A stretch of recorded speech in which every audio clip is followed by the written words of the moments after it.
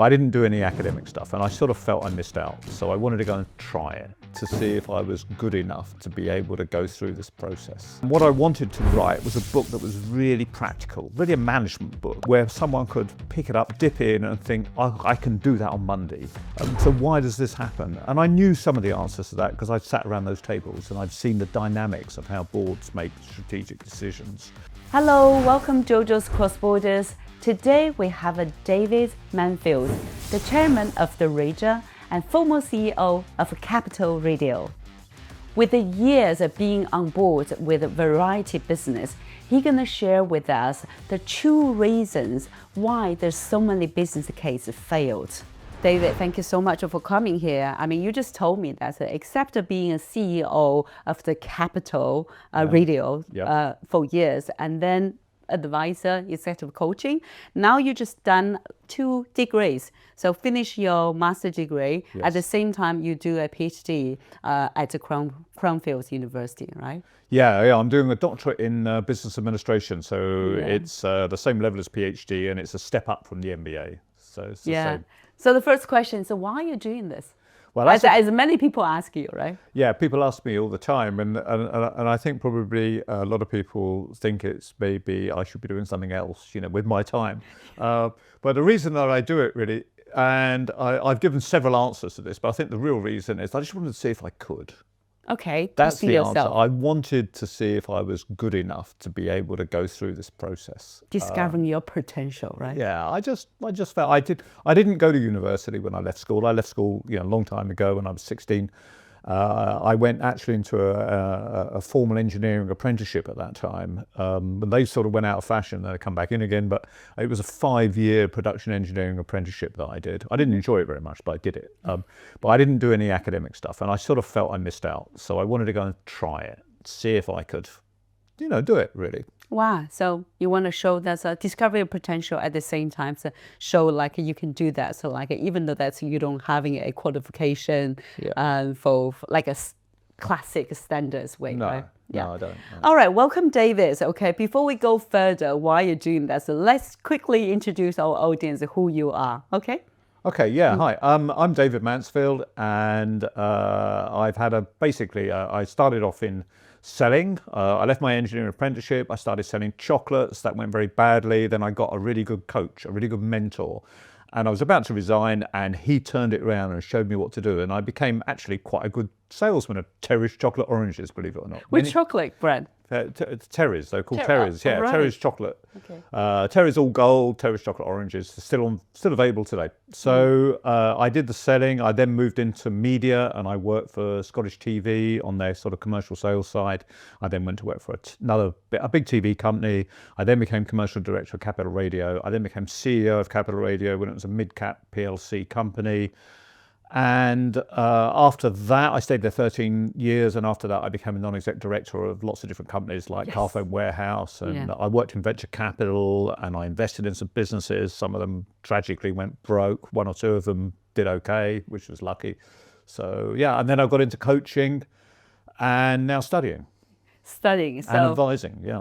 Wow. Okay. It's full range, right? Yeah. Okay, so and also you forget to mention that you're also an author of the 2 books, the second books now, right? Yeah, that's right. The Monday Revolution is the new book, right? Well, and the Monday Revolution Essentials is the new book. Oh, Essential is the new book. Oh, yeah. That's the book you're talking about. It's a compilation of the first book, really. Okay. So all right. So why is Monday Revolution? So what's the Monday? Today's Monday. I mean, good morning, Monday. Yeah, Monday. Well, what happened was I went to my friend's book launch and in Waterstones in Piccadilly several years ago. And I met a professor there from Cass Business School who was a friend of his. We got talking and I was telling him what I was doing and he was saying, look, I teach on the MBA courses and we really need real world people to come and talk, because we're academics talking about business, it's okay to a point. Would you be prepared to come along and have a chat? And I said, yeah, sure. So we had lunch a couple of times and I was telling him business stories, really, the sort of stuff that happens. The case study, real case studies. War stories, things that go wrong and things that occasionally go right. And he said, you should write all this down and write a book. So I thought about that for some time. So basically it was his idea. And I wrote the first book, and I really enjoyed doing it. So it was really, I guess, in a way, a bit autobiographical. You know, the stories in there, some of them a bit disguised, but basically it's how I experience things in my commercial career. And that's how it came about. And we called it the Monday Revolution. I was talking to my publisher about what it should be. And what I wanted to write was a book that was really practical, really a management book, where someone could pick it up, dip in and think, I can do that on Monday. Not one of those books that needed lots of exercises or reading or, you know, I wanted a book that was more like a sort of manual, really, to help people get things done. So that's why we call it the Monday Revolution, because too many people too many people on Sunday night look at their calendar and think, oh dear, I wish, you look at all those meetings, why am I doing those things? You know, there's not much enjoyment there, right? And I felt it was a bit like going back with your computer to factory settings, you know, where you keep adding things and adding things and adding things, then you can't remember where anything is, and the whole thing becomes confused. And really, if you go back to factory settings, back to basics, isn't it? It's really saying, well, what am I trying to achieve this week? How should I be going about it? What are the priorities? I've only got a limited amount of time. How should I spend it? And that's behind the Monday Revolution. Oh, wow. Okay. It's, as you say this, it's like a manual book. Yeah, it's like for business leaders. Yeah, it's not a philosophy book. It's a book that says, here's some examples of stuff that works. And at the end of each chapter, there's a little checklist that says these are the things that you could take away from this chapter. And the second book, the Monday Revolution Essentials, is really a compilation of those action points that you can take. Right. So it accumulates a year of your working experience with a variety with all industries and with your insight experience and then make it as a manual essential. Wow. Yeah, that's what it is really. Oh, wow. Okay. That's excellent. I think like business leaders, they do need that like amount. Think about Mondays, how many emails usually they read. I mean, when you were CEO, David, what your Monday looks like, describing like the hectic part of a CEO on Monday morning. Well, I think, my Monday morning, and in fact, I've got a lunch later today with two colleagues who were two directors, who were part of our team when I was CEO. And we used to meet at 8:30 every Monday, and I think there were 5 of us. And we would review, really, it was a short-term meeting to review what was going on that week. And there were no minutes, there were no action points. We just sat around the table and say, right, what's coming up? What do we need to talk about? And we might say, well, we've got a big contract coming up here. Where have we got to? Who's in charge of it? Or we've got a meeting because we're a public company, you know, we've got a shareholder meeting and we need to make sure we're rehearsed or whatever it was.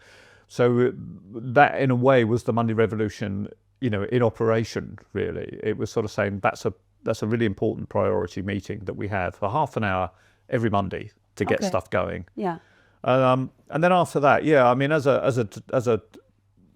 PLC director, there is inevitably things you have to do, which sometimes you think, you know, this is not really going to go anywhere, but I have to show up.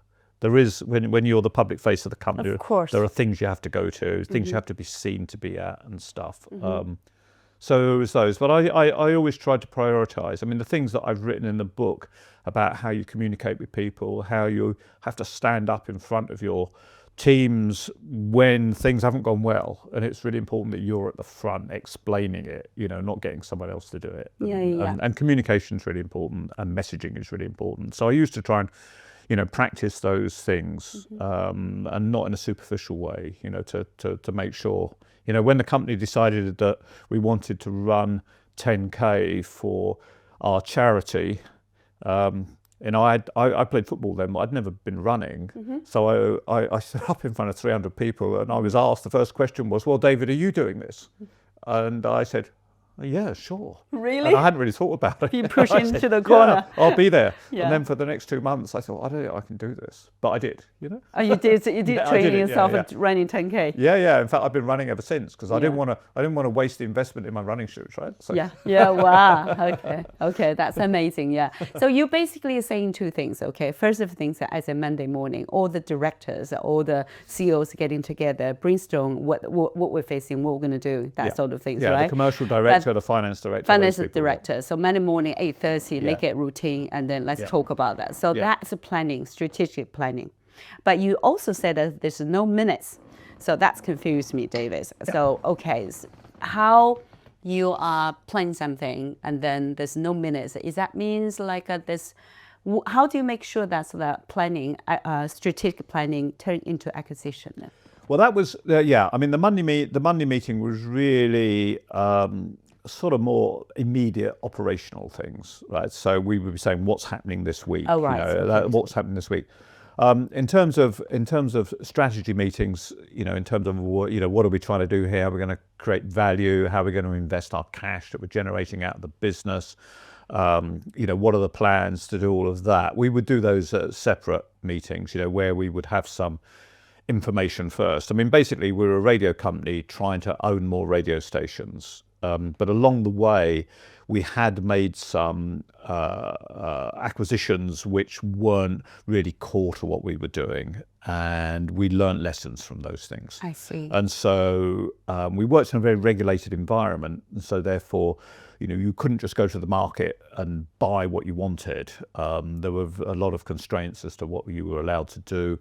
So we had to work our way through the legislation, and we had to try and change the legislation. So I used to spend quite a lot of time with government departments and ministers, sort of explaining why it was important that radio had the oxygen to sort of grow and didn't need to be constrained. Ultimately we made a lot of progress in that. Okay. So I see this as a mandate. It's like a narrow down. So basically black out the voice, the noisy outside, and focus on this week. Yeah. Yeah. Okay. So that's related to your research, like decision-making strategy. Is that part of that? Well, yeah, it is in terms of it's all decision-making. But my research at Cranfield University has. It started off in quite a broad way. So, and the background really, JoJo, is that I sat in a lot of boardrooms and made a lot of mistakes along with a few other people, right? So you sort of think, well, inevitably. Right? Yeah, it's how, and then when I started to look at it, I sort of thought, well, this is really quite strange. These people who sit on boards, generally speaking, are really accomplished and bright people. They've earned the right to sit around that table. So why is it they make such terrible mistakes? Why? Well, when you've got a group of people together, sort of 2 and 2 ought to make 5, but in lots of instances, 2 and 2 seem to make 3. So why does this happen? And I knew some of the answers to that because I'd sat around those tables and I've seen the dynamics of how boards make strategic decisions.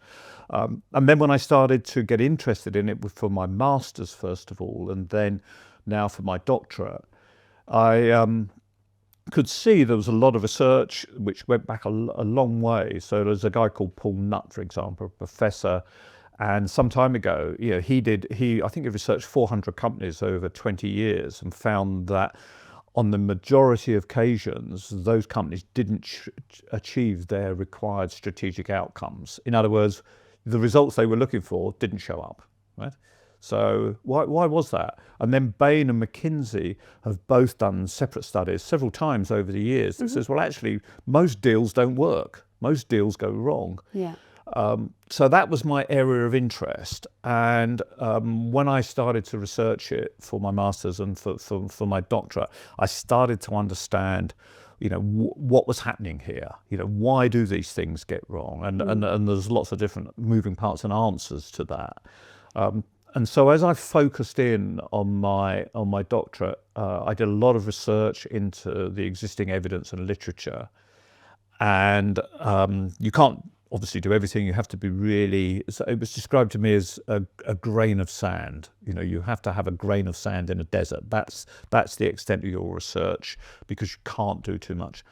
And so with my supervisors, with their help, I came up with looking at the strategic decision-making process in high-velocity environments. In other words, when things happen suddenly, and when you haven't got time to go and look for lots of research and lots of evidence, because you have to make a decision now.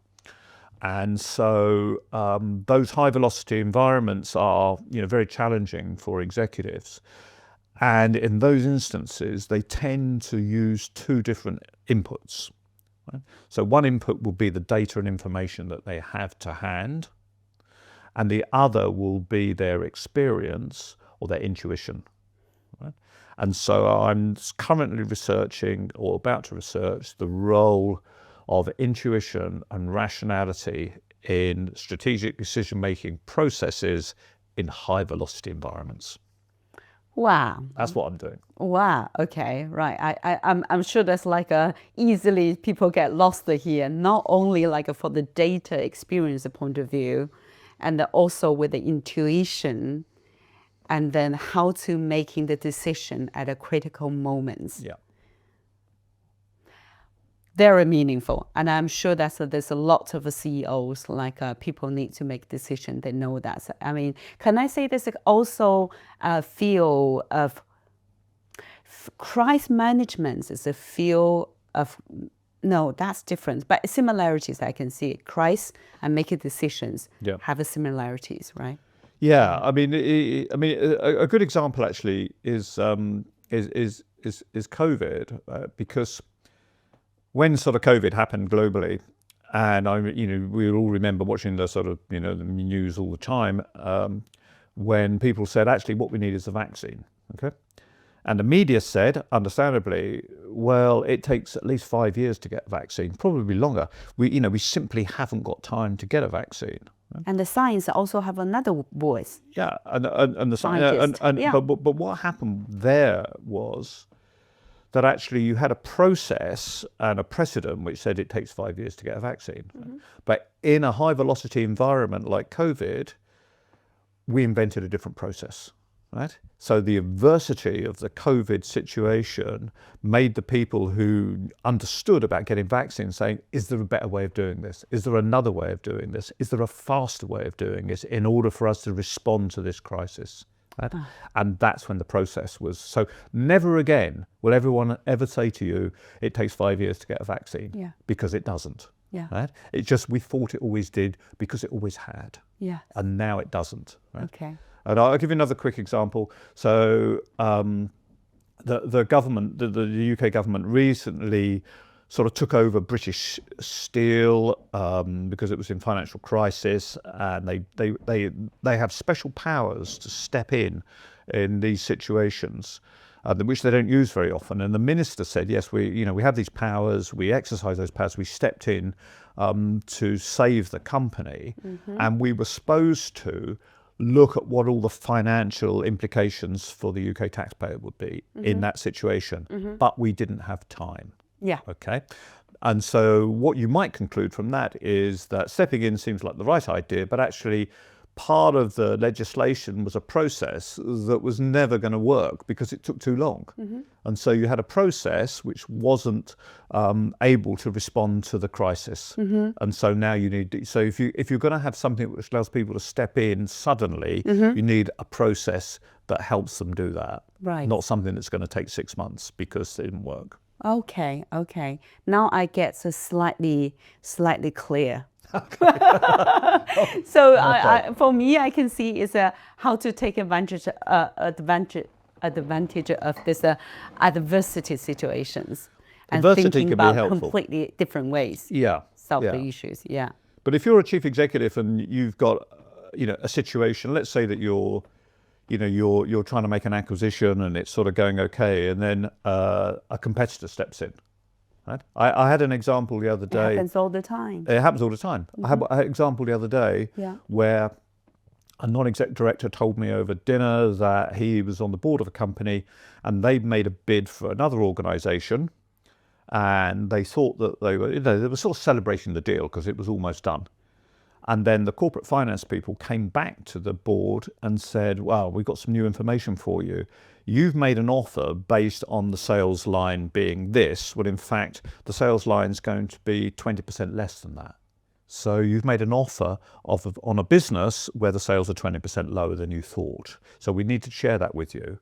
And so the board went, oh, okay. And of course, their reaction would be, well, we're going to make you a smaller offer.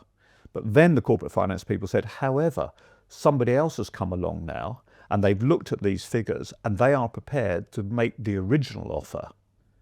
And so what did the board do? Well, the board, could have went through a process of some sort of revaluation or whatever, but ultimately, not only did they make their original offer, they increased it. So the sales had fallen, but the board made an increased offer because they didn't want to lose the acquisition. And I said to the non-exec director, how do you justify that? He said, well, we were sort of committed to it and we didn't want to lose. So in other words, the rational process became an emotional process. That was my take on that. Right? So they talked themselves into a higher price on an underperforming business because they just didn't want to see it go wrong. That's what happens in business, and that's one of many answers as to why lots of deals don't actually deliver value for shareholders. Oh yeah. Because a rational process gets lost. Yeah. They start out rationally, but it gets lost along the way, and people become attached to it. So it's basically the scares too much about like the consequence of not having that deal done, and therefore they sacrifice their business profits. So therefore, for the shareholders, is not a real good deal, right? Well, I think what happens is that well, I know what happens because I've been in the room, right? They rework the numbers. So they just go, well, you know what?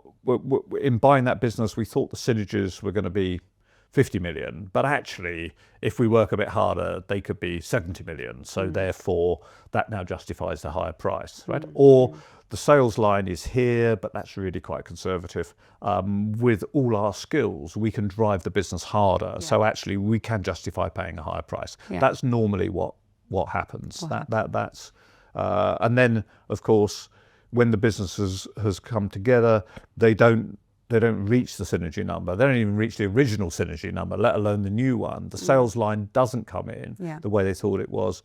And actually the money would have been better left in a bank earning interest than... Or invest something else. Yeah. I mean, you've got two current examples. So Sainsbury's bought Argos, the sort of retail catalogue business, a decade ago. They're now selling it. And it has gone nowhere for them. No. Right? It's gone nowhere. They probably should never have done it. And I was told anonymously by one of the non-exec directors that they just fell in love with the deal. Yeah. And they shouldn't have done it. And if you take another one, a big high-profile one, and Coca-Cola bought Costa Coffee a few years ago for I think $3.5 billion, and sort of said, "This is our entry into hot beverages. This is going to be a massive step up for the Coca-Cola organisation." Yeah. Da, da, da, da. They're now selling it, and they won't get anything like that money for it. It's failed. Yeah. Right. It's a combination of a cold drink and hot drink, the story, the concept, like drawing them in more than the data, the numbers. Right? Yeah. You know, there's a lot of deals that make sense on a spreadsheet. They make sense on paper. It's a logical thing to do, but actually, you know, and people, there's a lot of bias involved. Cultural fit is something which is vastly underestimated. Yes, I'm going to go back for that. Okay. Like I'm going to go back to the culture near down. That's for. Yeah. So then David, what you can say, what I can see from what you're saying, that's investors, like their emotional, their attachments, the willingness they want to get this acquisition, and it's sometimes it's play more than the realities, like a blind me in, right? So that's part of the elements of why this business fails. Yes. Okay, so what's your advice for that then for the CEOs before they decide to go ahead with the acquisitions? Okay. I think that what would help is to look. Let's look a little bit at medical science here. Yeah. Okay. So before a drug can get into Boots or Walgreens or whatever it is, it has to go through a process. Yeah. Right? It has to be tested, peer reviewed, blah, blah, blah, blah. Right? And only when everyone is happy is that drug released on the world. Okay? Yeah. So there's a process. A long process. There's a long process. Established. There's a well-established process that works. Right? With business acquisitions, I have never sat in a boardroom where anyone has applied a process. Okay? And what I am anticipating from my research is that there may well emerge from this a model that people could follow, which keeps them on the straight path. So, because people start off with the best intentions, so they say, okay, give us the facts, give us the figures, give us the analysis, let's look at some stuff here, but we're in a hurry because it's a high velocity situation.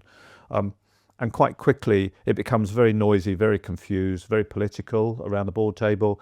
There are biases. Well, I think we should be doing this. There are egos at play. I'm paid a lot of money. Competitions as well. Yeah, I mean, so, I'm paid a lot of money as CEO. I'm going to make the call, this sort of stuff, right? There's a lot of those sorts of things going on.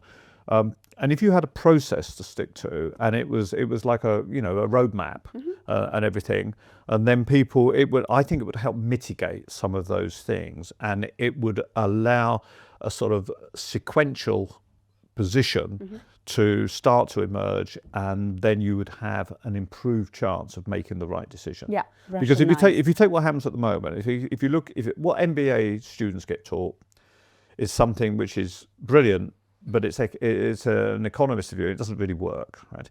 So there's a linear approach. There's a guy called Bain who writes about it, and he says it doesn't work. You start off with our strategy is this. So we're going to go and look, say, at acquisitions. We're going to review the market. We're going to narrow it down. We're going to collect the same data for everybody, and over a period of the next few months, we will narrow down the options, we will analyze them, and when we have the final recommendation, we will put it to the board, and we will make a logical, rational decision about what we're going to do. Yeah. Okay, that's what they do.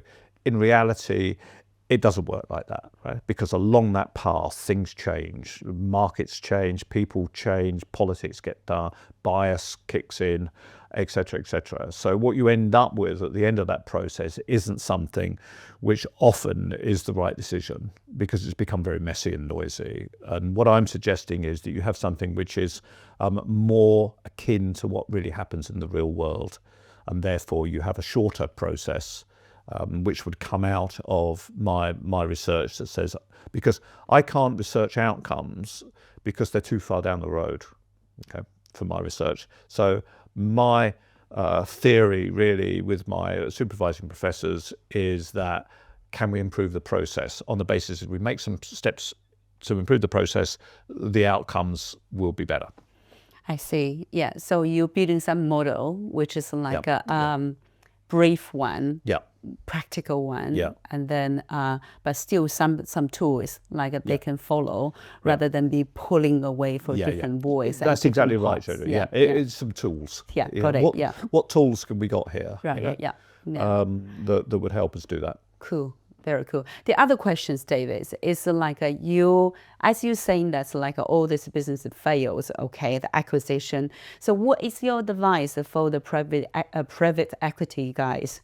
When they're looking for buying these deals, and then how to help them to reduce the rate, like reduce the fail rates or improve the successful rates, because of what we talk about. The numbers is not the only. The module or the numbers, like the data, is not only thing they get. I've worked in venture capital. I think there's a lot of challenges in private equity, and my research I'm not really intending to go into the sort of private equity. They have models and they have processes, but they are, as far as I can see, really quite sort of one-dimensional.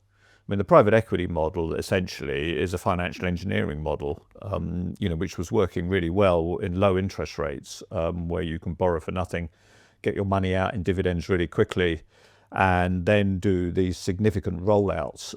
Retailers are a very good example of that, but the world is littered with private equity companies that have overextended. They've taken a brand and they've just stretched it as far as they can, in terms of, opening on the high street, and they get to the point where not all those stores are going to be successful. The cost of borrowing went up, and then you see these sort of headlines of mass closures, and stuff. I'm not convinced, that doesn't mean I can't be, but I'm not convinced that the private equity model adds a lot of value to the businesses that they buy, because they are, generally speaking, not investing for the long term. I mean, it adds a lot of value for the it adds value in some instances for the investors who are basically the private equity companies, and in some instances it makes significant amount of money for the executives that have stayed with the company. But there are a lot of bad stories out there. There are, and so I don't think the private equity model is really about building long-term value for organizations. So in that instance, I think it probably is difficult to support, unless you're a private equity company. Okay, yeah. So as you just say, there's like a private equity companies, they're more stretching, or their model is just for using the assets and then turning around in the 3 or 4 years or even quicker. Yeah. I think what they need, that's exactly the problem. What they need is more about look at the group of CEOs who are working for you and their emotions and their decision-making abilities. And then when they're facing this noise, is how to clear them out and then be the best of them. Yeah, I mean, I think for a lot of CEOs, working for private equity is a very different experience to the people that they've been working for before. It's a very different set of disciplines. It's a different approach to doing things. And I think for a lot of CEOs, that get wrapped into the sort of next stage deal, it's really quite hard for them culturally to do that. I mean, I'm thinking of CEOs that I've known that have, where their organizations have been acquired by private equity companies, and quite often you've got these guys that have got a strategic vision for the company. They think that the private equity guys are going to sort of share that vision. And actually, when it comes to it, really, you've got a CEO who's thinking, 5 or 6 years down the road, and you've got private equity guys, who are really thinking about what the earnings are going to be next week. Where's the cash? Where's the cash flow? You're off the line here. This isn't what we expected. So you've got really quite a clash of sort of business philosophies in the same room. And I think that's quite hard for both parties. And critical moments, especially for the CEOs, how to being authentic and then basically stick to what you want to do, what you want to achieve, under the pressure from the investors. Yeah, I think it's quite a hard call, and I don't think enough thought is perhaps gone into that. And that's why a lot of it doesn't really go out, work out the way it should do. Really, you've just got two very different agendas. Yeah. And it's not surprising when we stand back and think about it like that. Well, it was always going to be difficult, right? But the private equity guys talk a very good story about, the money that can be earned by the executive team staying on and so on and so forth. And, I don't want to sound that I don't think private equity is a good idea.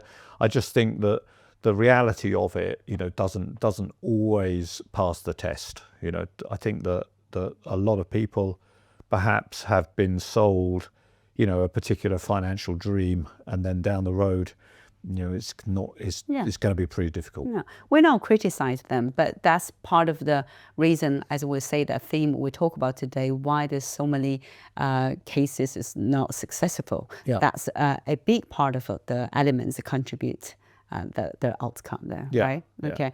Right, David, another questions, okay? Can be lots of questions about what you see the cross-cultural leadership part. This channel is mainly for business leaders sharing their experience and then we reflections how we learn from each other. So as a CEO, for you dealing with many nationalities, we to see when you're making decisions, we have the voice from China, you have the voice from the US, and then your running team in the UK, different time zone, different concept, philosophies. Yep. So as a CEO, how you manage that, and what do you see, how they can get clear minds? Yeah. Well, to be perfectly frank, my experience in dealing with other countries has, I think, on reflection, I think it's really difficult. America is it's a very challenging place because, there's that old cliche about, we all speak English, but really it's a different language. And it is, and the American approach is very different. I mean, culturally, everything from their employment laws to the way they go about business to the way they talk about stuff is very hard, I think. And I mean, again, talking about retailers, there's an awful lot of retailers that come unstuck in America. Marks and Spencer, Tesco, Dixon's. There's a lot of high street retailers from the UK that have found it very difficult to operate in America, and that's simply because everything is so different. I mean, it would be helpful if it was a different language, because I think then it would make people more cautious. So I think doing business in America, and certainly my experience of doing business in America, hasn't been particularly rewarding. I haven't lost money in America, but I found actually when it comes to acquiring things or doing deals, that actually we ended, even though we had lots of great meetings and we all got on very well, had lots of nice dinners, when it actually came to the sort of contractual position, we were a long way apart, really, in terms of what they thought was acceptable, what we thought was acceptable. And I had some experience of doing business in France as well, and I found almost like that was just so different, because nobody in the room really said what they thought, from the French point of view. And I'm thinking of a particular occasion, where I went to one meeting with my sort of finance guy, and we were invited by a big radio group to go and have lunch and spend time and everything, and we turned up, and the CEO, who was also the owner of the business, sort of said, this is my CFO, and we're going to have a lovely in-house lunch. I'm going to show you around what we do, and everything else. And it got about 4:00, and we sort of said, well, we've got to get the Eurostar fairly shortly now. It's been really good to see you. He said, well, now we need to tell you why you're here. Well, it's till 4, I mean, so we've been there for 4 hours, 4 or 5 hours. He said, now I need to tell you why you're here. He said, we think that Capital Radio isn't a particularly well-run organisation, and we think that we would run it better. And this man here, who I said was my CFO, actually, he's my corporate finance advisor from somewhat on Lazards or Rothschilds. Oh, right. Not even his colleague. No, not even his colleague. He was his banker. Right? He said, and so we'd like to consider now making an offer for your company. Are you prepared to engage with us? We're sort of saying, we'll get the train, I mean, and then of course that didn't go anywhere at all. But I mean, that was a French approach to having a conversation about doing a deal, very different to the American approach, which would have been, right up front. Hey, you're the best company we've ever seen in the world. Let's talk about how we can bring our things together and do some stuff. It's the other end. Straight away. It was the other end of the scale. Yeah. And there are other. But there's Americans still gonna criticize. Okay, I don't think you're the best radio station run. So let me do this way. Let me introduce this guy. So, but they will criticize you, and then they will go to the point. Different. I mean, I've recently been talking to a guy in America about doing some business together, and. It was a similar story, really. It was sort of all the things we could do together, but when it actually came to it, he didn't really have the things on his side that he'd started off talking about. So, we're still good friends, and I hope we can do some stuff. But, we had to sort of get through that noisy bit before we could really work out exactly what it was each party could bring to the table. Right. Yeah. So I think that the cross-cultural stuff is a challenge, and there are two organisations that I was a non-exec director on, both retailers. One was Carphone Warehouse, and the other was Game Group. And both of those organisations had made strategic decisions in Europe, and also I don't think they've made it in America, but in other parts of the world, Australia, I think, as well. And both of those organisations found that almost without exception that those deals were really bad deals. In other words, the businesses in the UK was doing well, but the profits were being dragged down because the businesses both of them had bought in Europe were really underperforming. And so I wasn't part of those acquisitions. They took place before I joined the organisations. But I think, whatever their expectation was, they weren't being met. And these companies were dragging down the performance of the sort of mothership, And so both of those organisations, well, one of them, Carphone Warehouse, sold off its, I think, Scandinavian and European retail businesses that it had acquired. Game Group, I fell out with Game Group, to be honest. I mean, I found that the board wasn't really functioning properly, and I could see the business was running out of cash, and I pointed that out, and I didn't do it very cleverly. Okay. And so they fired me. And then a year later, the business went bust. Yeah. And in fact, that was one of the things which made me realize that I wasn't that smart, and I really needed to improve the way I got my messages across to people. Because on one hand, after the Game Group fiasco, I sort of felt, vindicated, because I told them the business was running out of money. No one wanted to listen to me. It ran out of money. It went bust. And then after that, I thought, that wasn't really so good, because people lost their jobs and shareholders lost their money. Yeah. And if I'd been better at getting my points across, then I think I could have convinced the board members to have listened to me more. Yeah. Okay. And as it was, I was too aggressive about it, and they chucked me out. Yeah. And so that made me think about why it was important to learn some extra skills, and that's why I did a coaching course of Mailer Campbell, because I thought, if I became a better listener, then there you go. And that was what started me off. Okay. So I started the coaching course, and I really enjoyed it, and I found it very challenging, and I liked the writing and the reading. Yeah. So I thought maybe I'll do a bit more of this. So then I got into the masters, and then I thought I'll do a bit more of this. So that's really how it started. Yeah. So now you're using one word, like you saying that who you are, David. I think I see you are a investor. No, you were CEO. Yeah. And the listener. I hope so. And coach. Yes. Certified. Yeah. And then writer? Yeah, writer. Author. Yeah. Author. Yeah. Academic, maybe. Academia now, right? Yeah. Professor, future. Well, we'll see. I mean, we'll see where that goes. But I'm quite keen. One of the things I'm really keen on is working with younger people, whether they're in sort of startups or trying to find their way. One of the most challenging things that I do is I'm a member of the Speakers for Schools charity. And so I go and talk at state secondary schools. And I've done that for the last few years. Wow. And I'm unconventional, because the schools have to teach their sort of, if you like, it's their linear approach, a bit like doing a deal, right? The linear approach is you come here, you get your head down, you work hard, and you get some GCSEs and some A-levels, and you go to university, and then you meet a partner, get a mortgage, happy life, right?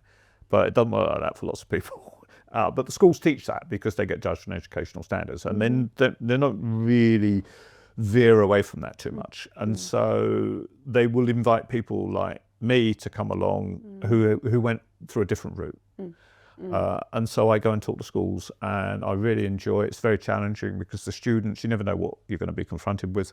And the students, the challenge really is standing in front of maybe a class of 50 or sometimes 200 or 300 and getting them to engage with you, to getting them to ask questions, and they ask all sorts of really good questions as to you never you never know, you never know what you're gonna get. Everything people. From are you a millionaire to yes, you are. Why are you doing this? Right. Why are you at university now? And I go, don't leave it this late. Don't leave it this late. Yeah. So but we have good conversations. No, actually, you say don't leave it this late. I mean, David, from this story you share with me, I can see you're not you talk about linear approach, which is, I agree with you. Linear approach is I would say mainstream approach. That's the academic, and then that's professional life, even career ladders, linear approach, getting entrepreneurs and CEOs developments, linear approach. However, as you are not linear approach. Like you say this, I never have a degree. I went to an apprenticeship, right? So and as you experience is not following the mainstream linear approach, coming out from the adversity situation. Therefore, right now, you develop a theory and you research. So basically helping CEOs to still doing your work, but see the different views when you can't follow the linear approach, how you can take advantage of adversities. Yeah. and then making the right decisions, and for your companies and investors, right? That's right. I mean, what that all makes sense to me. What I'm hoping is that the what emerges from my research, and this is sort of based on what I already know from previous research papers, is that if you can take your experience-based intuition and you can marry it with rational data and facts and figures. And so at the moment, often what you find is it's an either or. People go, well, I haven't got all the information, I haven't got the data, so I'm going to trust my gut. Yeah. Right? And what I think will happen here is that people will go, well, this is the data, but it doesn't feel right. So why doesn't it feel? What's my experience and my intuition telling me that I can't see in the data? I need to go and think and find out more, right?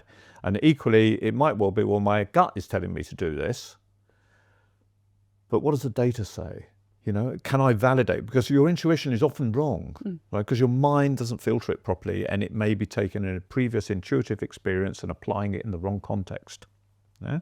So therefore, you need to have something which allows you to recognize both of those resources and put them together. So if you had a board which sort of said, okay, guys, this is what all the facts tell us, but what do we feel? What's this telling us? Do we feel this is a good idea? If we don't feel it's a good idea, let's investigate why, right? I mean, I can remember one board meeting when I was chairman of a company, and we were putting together, the finance director and myself were put together, because I'm quite a rational person, we put together the sort of case for doing this deal. And the CEO said, do you know what, I can't fault this analysis, it's brilliant. This is really good, thank you so much. Great. He just said, but we're not going to do it. I said, why not? He said, it doesn't feel right. Okay. Now at that point, we didn't really have anywhere to go on it. He was the CEO and he didn't want to do it. But what we could have done was to say, okay, why doesn't it feel right? Yeah? What's missing here? Let's just talk about why it doesn't feel right. What are you uncomfortable with? Yeah. What can we do to become more comfortable or less comfortable? Yeah. As opposed to just taking that. That's so interesting. That's all getting back to, the reason why is a role of a coach. That's I can see. Yeah. That's how we met each other. Right? Yeah, it is how we exactly. It's exactly how we met each other, and how we make decisions is for me it's my area of interest. And I drive people mad with it really.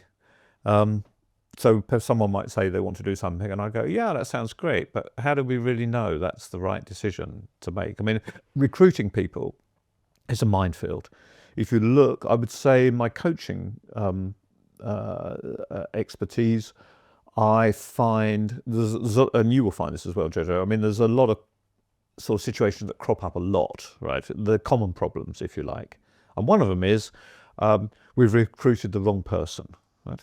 So quite often I'm confronted with a director or a partner of an organization who might have been there a year.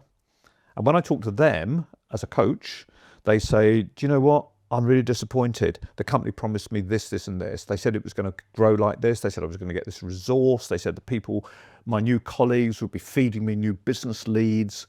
None of that's happened. I feel isolated now. And then if you go and talk to the guy that's hired me to be his coach or her coach, they say, this person's really disappointing. They haven't delivered the promises they made at the interview, right? And so you had two people who were both selling the upside of their relationship, but no one tested the other, right? No one sort of said, okay, if you've got those things to deliver, how can we just know that's going to happen? It's quite hard in the interview process, but a very high percentage of people disappoint in recruitment, and it's a hard, and part of the problem is that recruiters are very biased, and you see this a lot.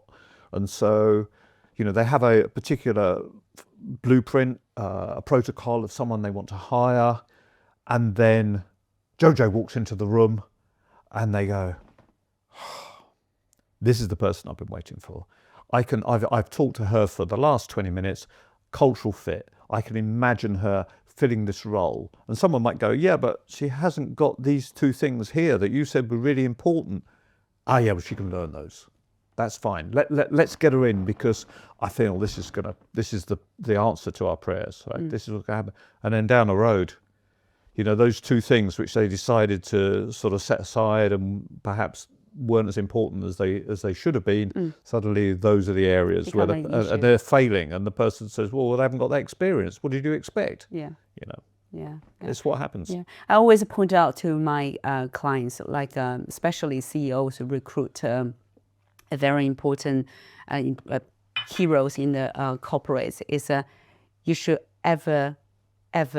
you should always remember that subconsciously you're always looking for a mini you.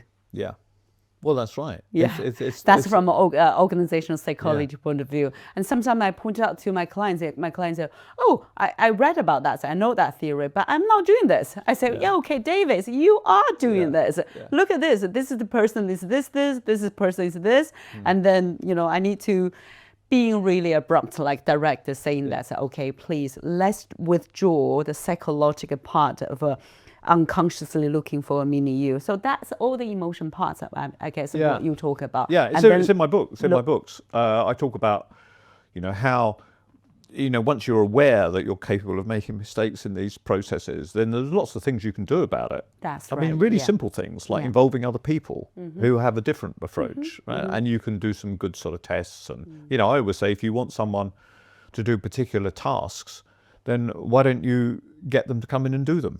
Exactly. I mean, I've got a guy I work with, the CEO, and he insists that everybody that he, senior level, at the end of the interview, he says, right, and I'd now like you to go away and write up for half an hour, right?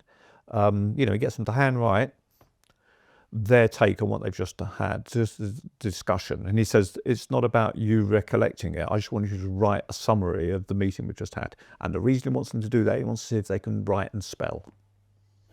He wants to know whether they can use grammar, right?